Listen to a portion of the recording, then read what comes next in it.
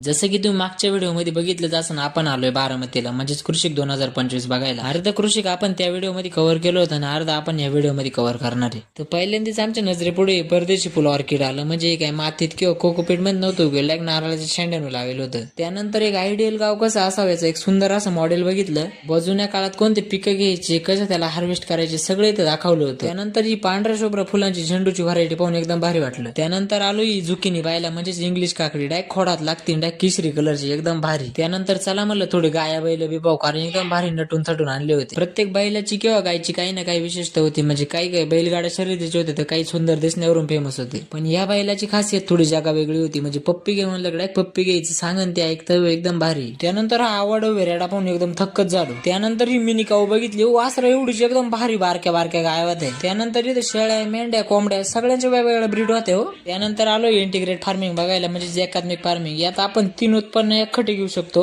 शेळ्या, कोंबड्या आणि मासे. तर म्हणजे यात कसं आहे, शेळ्यांना चारा टाकला का शेळ्यांच्या खतावर कोंबड्या फीड करते आणि कोंबड्यांच्या खतावर मासे. तुम्हाला काय वाटतं इंटिग्रेट फार्मिंग खरंच फायद्याचे आहे का नाही, कमेंट करून नक्की सांगा. त्यानंतर इथं खायला प्यायला भरपूर होत, त्याच्यामुळे मस्तपैकी निवाऱ्याला बसून थोडं खाल्लं पेलं आणि अशा प्रकारे सगळं कृषिक पाहून झालं. तर तुम्हाला कसं वाटलं या वर्षीचे कृषिक आणि आपले व्हिडिओ कमेंट करून नक्की सांगा. फॉलो करायला विसरू नका.